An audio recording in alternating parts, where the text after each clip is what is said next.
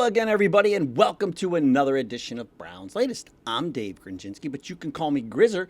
A lot of people do, and this is where we'll get you caught up on some of the latest news that is tied to our favorite team in the NFL, the Cleveland Browns, and then we'll give you our take on the news along the way. Thank you to everyone who has liked our previous episodes. Hopefully this one makes the list.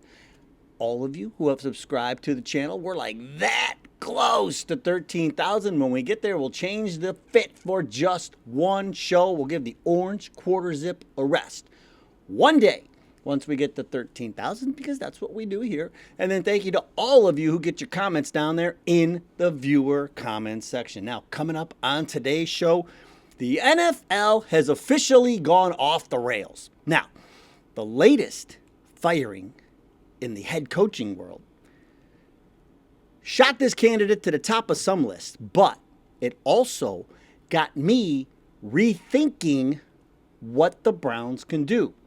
Now, on top of that, this may not be the sexiest hire, but one candidate is growing on me. Not so much for head coach, but for offensive coordinator.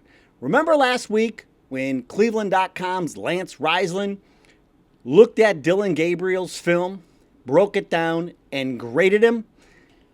Well, Dylan didn't get high marks. But today, Lance looks at Shedeur Sanders' film and grades him out. And then down in the viewer comments, the one thing this team needs. It's only one thing.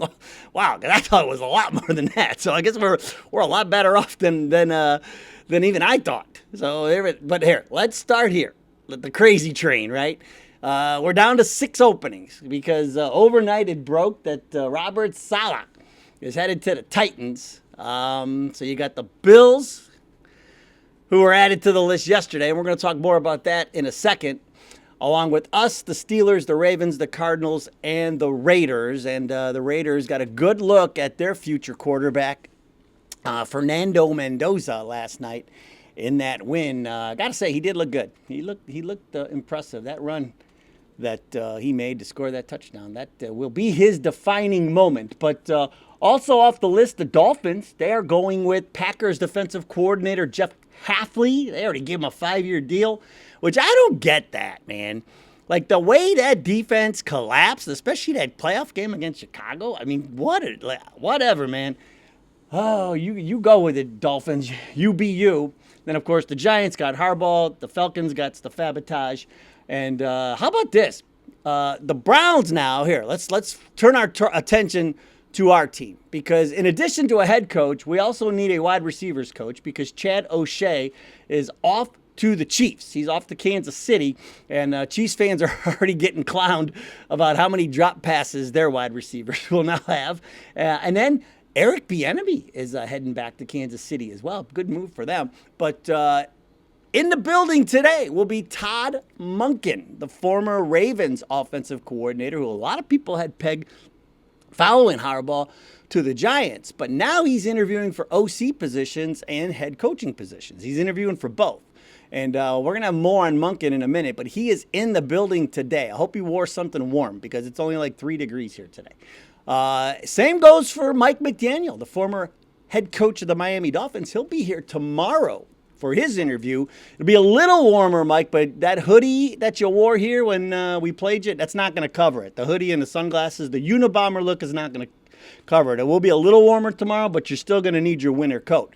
Now, these in-person interviews take a little longer because, there's building tours. There's a lot more involved that's going into this. So, and so now Jim Schwartz, already done. He had his interview yesterday. The Jaguars offensive coordinator Grant Udinski still on the list for a second interview. Same with the Chargers' Jesse Minter, who's talking to everybody. Then there's Nate Scheelhaase, the pass game specialist from the Rams, who the Browns can't even talk to until the 26th because he's tied up with his team right now. And so you have to wait until after the championship game. So either you get to talk to them either way, whether they win or lose, because they have 2 weeks before the Super Bowl. If they win and get to the Super Bowl, there's still time. So they'll get to talk to him. But the other thing with Scheelhaase is he would get the Browns in compliance with the Rooney Rule. So they can't hire a new coach until they do that interview. He's a minority candidate. They have to, in order to satisfy the Rooney Rule, they have to talk to Shieldhouse. Now they're still really interested in him, so so there's a lot going on there. So this decision for the Browns probably not happening this week. It's going to happen next week because we haven't even satisfied the Rooney Rule. And then you got Chris Shula still in the mix, and the Bengals offensive coordinator Dan Pitcher, who the Bengals now told him, go ahead, you can not only interview for head coaching positions, but you could talk about offensive coordinator positions if it's an upgrade. If they're going to let you call plays or do more than what you do here, go ahead. And so some teams are talking to him about that. And so I still think he'll end up staying in Cincinnati. They'll probably just upgrade him there. But I don't think Burrow's going to let him out of the building. But even he's out there talking about the offensive coordinator positions. And then the Seahawks, Aiden Dirty, he's still on the list. One thing to note is that the Steelers will have Brian Flores in today. They're talking to him. And so, McCarthy and Flores are high on the Steelers list. But there you go. That's where we're at as of this recording. It is crazy train. But the craziest thing was this Buffalo thing. I'm at the Rock and Roll Hall of Fame. I'm, looking at Michael Jackson's Thriller jacket. Hey, by the way, Thriller. So Friday is the anniversary of the release of the single Thriller. It was January 23rd, 42 years ago. I'm going to let that sink in there for a second. But when Thriller was released, but I'm standing there looking at his dad. Now look, I made band stickers. Brown's latest band stickers. You can do that at the Rock Hall. And so I made a couple of band stickers. I'm making my band stickers, looking at Michael Jackson and Bon Jovi sheet music. And then the alert comes. Sean McDermott fired in Buffalo. And I was like, what? Like, this is the Steelers situation all over again. All the guy did was win. Owner chases him out of town. This isn't on the fan. The fans and the players, not happy. Now, who should be happy is us, because Sean McDermott has ties to Cleveland. Let's run down the list. Remember, he interviewed here in 2016 when he was the defensive coordinator with Carolina.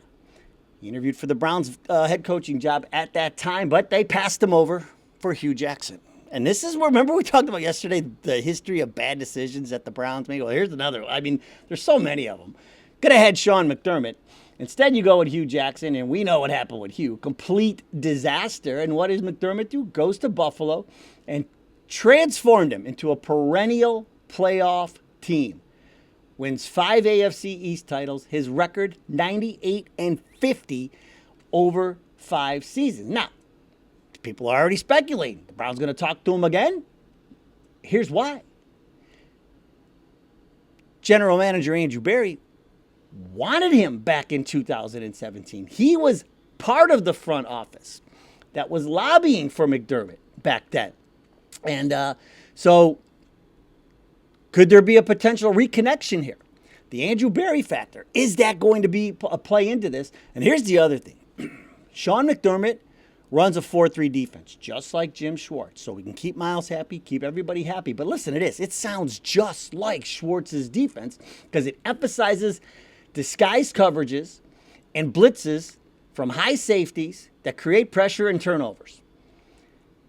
He adapts the personnel with nickel and dime packages, but consistently aims for top-tier results in yards, points, and takeaways. This goes all the way back to his days with the Eagles and then again with the Panthers. And so this looks like a match made in heaven.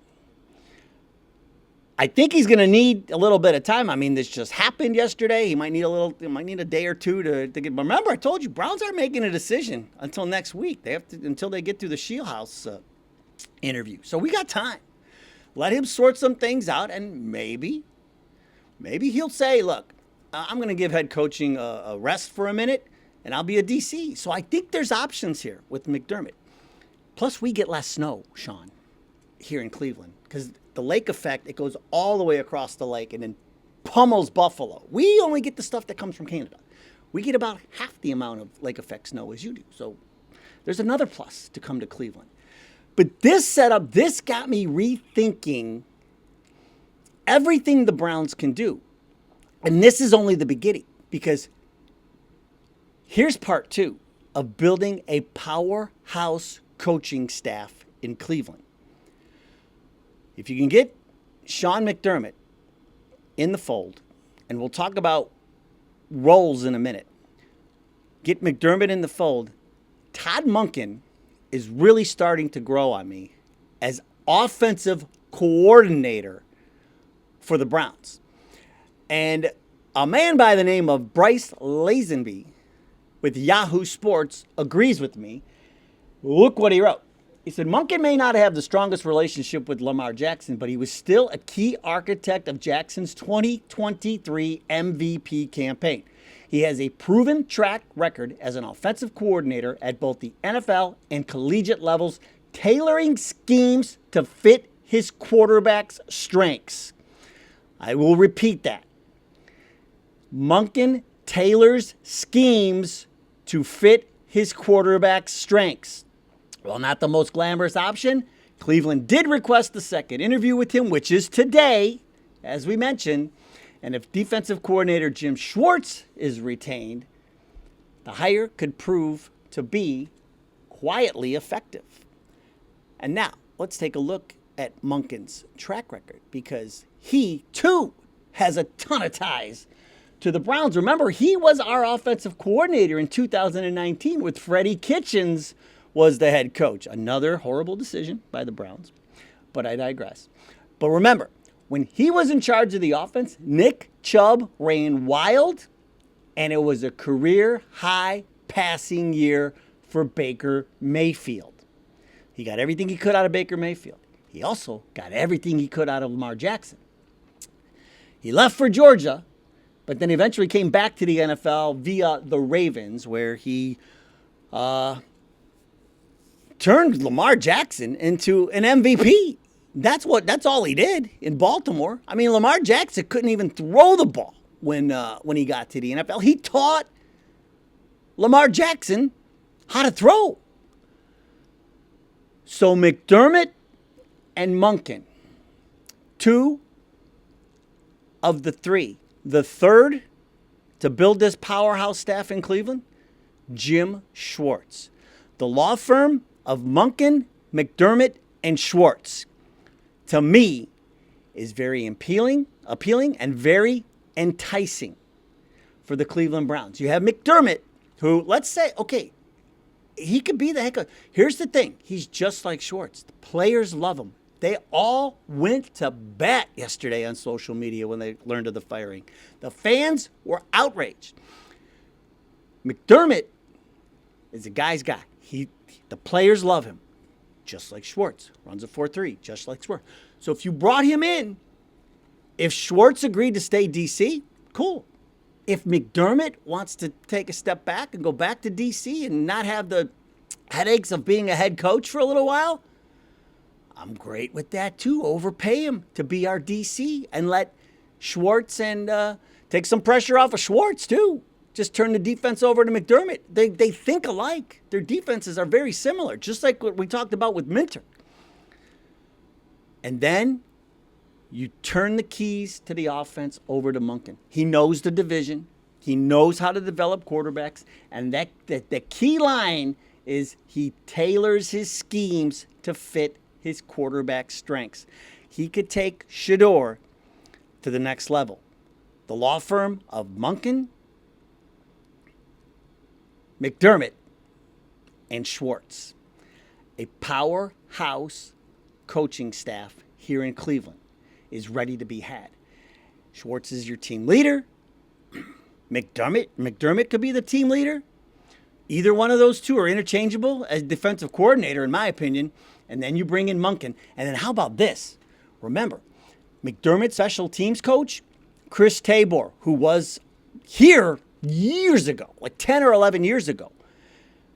But Buffalo special teams, best in the business. Remember, we talked about them when the Browns played Buffalo. And that's the other thing with McDermott. He saw Shedeur up close. So he knows all about Shedeur. He knows his strengths. He knows his weaknesses. He knows everything, because they played him. They had to scheme for him, game plan for him. But he can get Tabor back here to take care of special teams too. So now you've got the law firm of Monken, McDermott, and Schwartz, and then you throw in Tabor at special teams. I don't see what's wrong with that. If I'm the Browns, those are the conversations I'm having. And I hope it started with Schwartz yesterday. And I hope they get McDermott on the phone and they start working this through, because that is a coaching staff I could sign up for.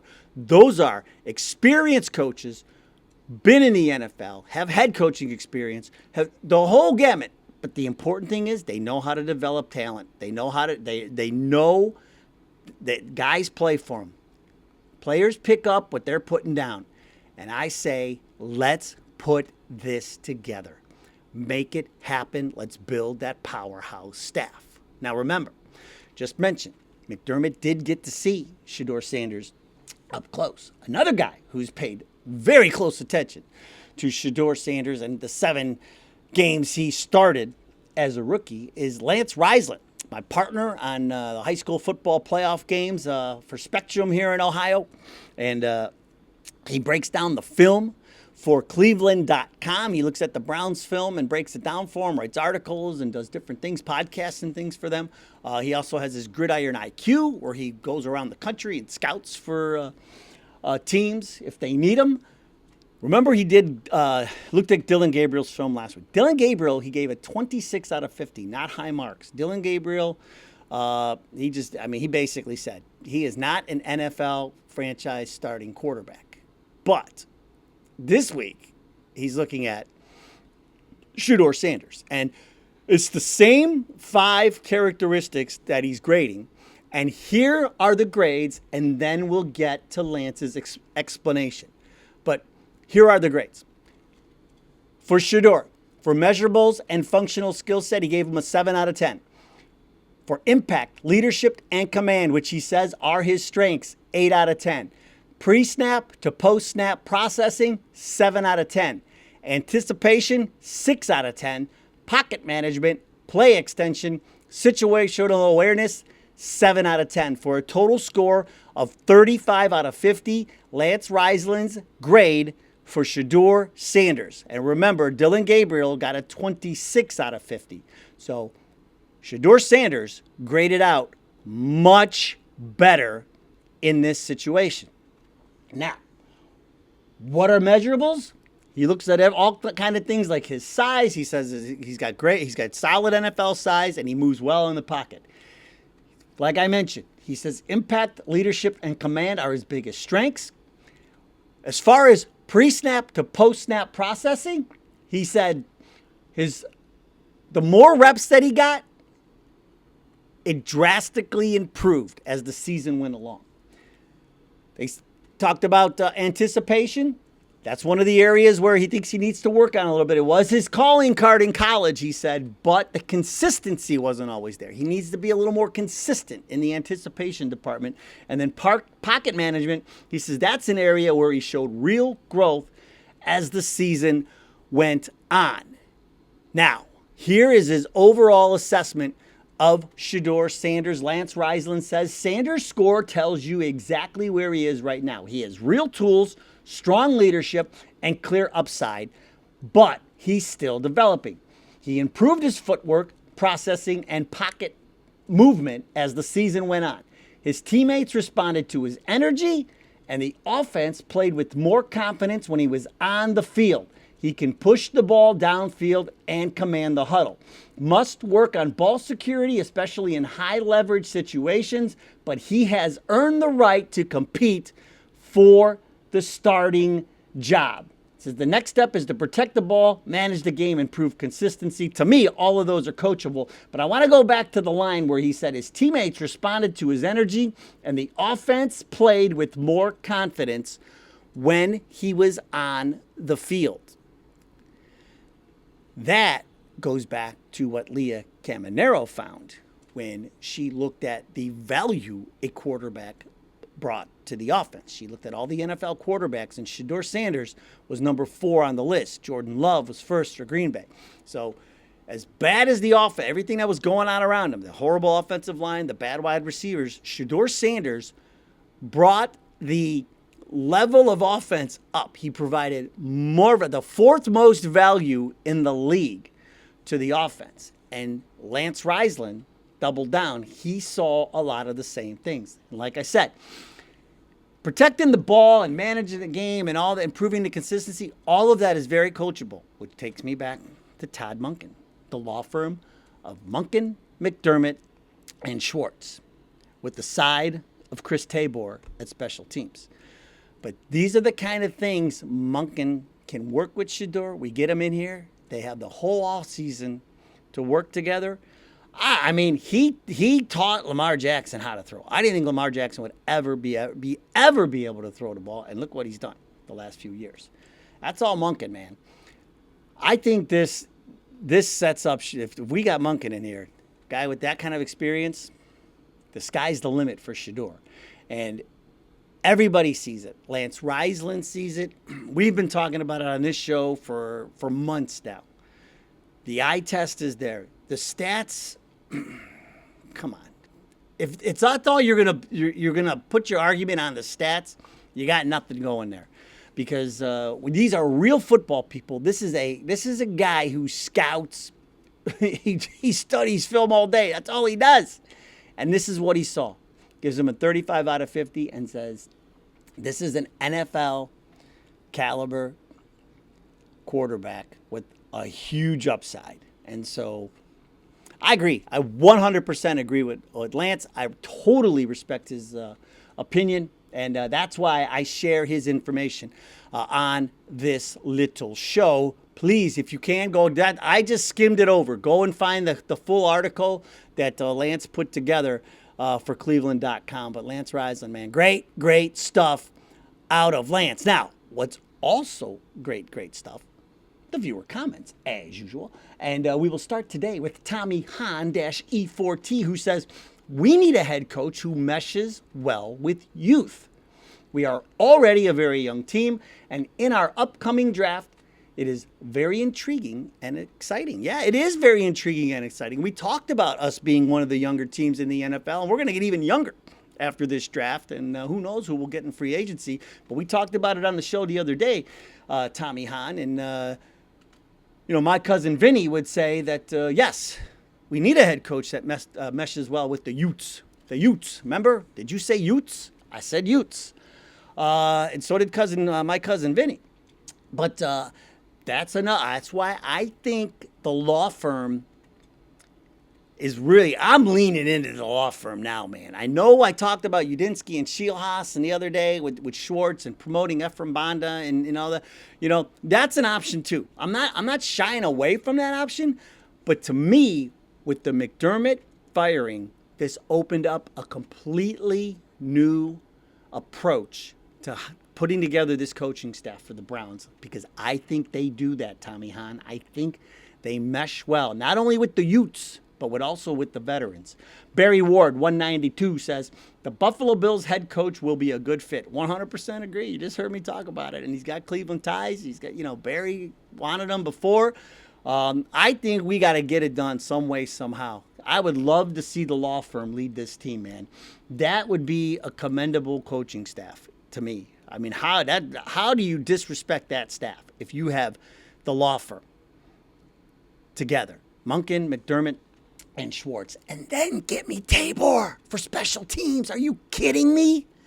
You have just infinitely improved the offense, the special teams, and you don't lose anything on the defense.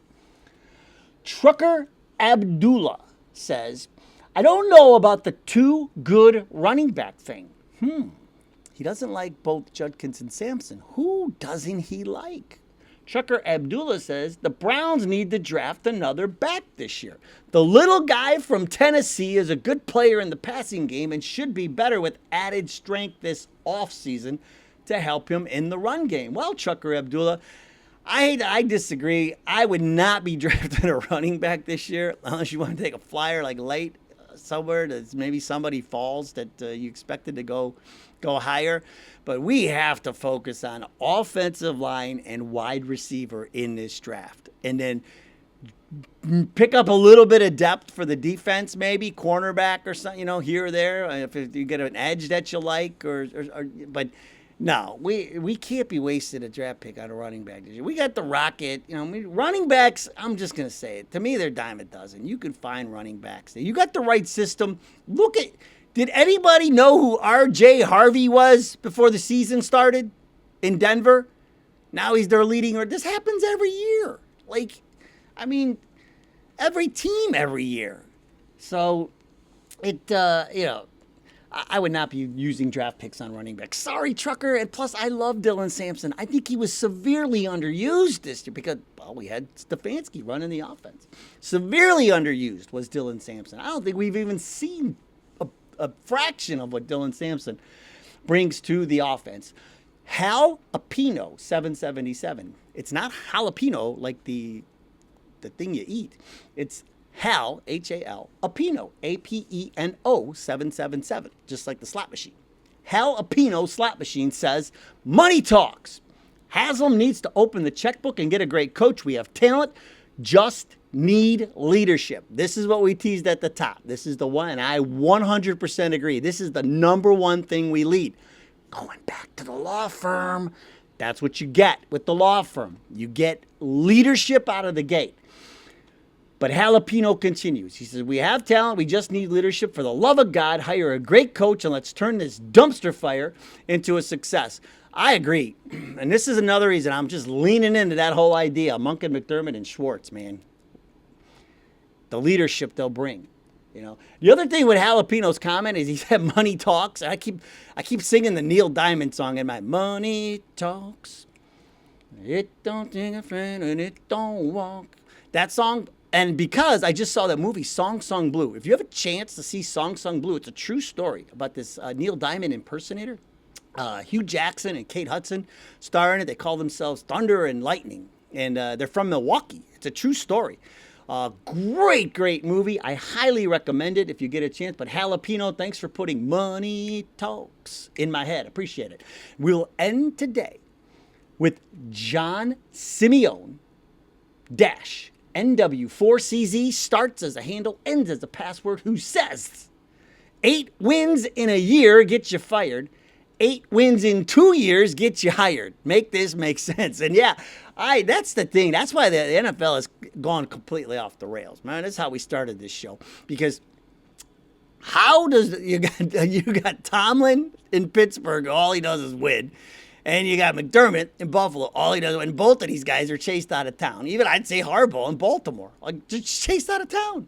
It makes no sense. And then you got Stefanski down there in Atlanta, dude. They are not happy, man. They are not happy. I've been spending the last couple of days talking to my Atlanta Falcon friends off of the ledge. I'm just telling you, get ready for the worst offense you've ever seen. So tell Bijan Robinson he will be well rested because he doesn't use running backs even when they're good. So, but yeah, that's crazy, man. How do these guys that all they do is win and they're just firing them just to fire them? Weird. But hopefully now we get McDermott here and we can form the law firm of Monken, McDermott, and Schwartz with the side of Chris Tabor and special teams. That right now is my new dream for the Browns, to put that coaching staff together and move forward from there. All right, we'll keep our eyes on it. We'll keep tracking everything. Stay warm. If you're in Cleveland, it's like 2 degrees. But going to be better tomorrow when Mike McDaniel is here. But not much. Make sure you bring your coat, Mike. All right, that's going to do it for today's show. Thanks so much for joining us. Go Browns! We will see you next time.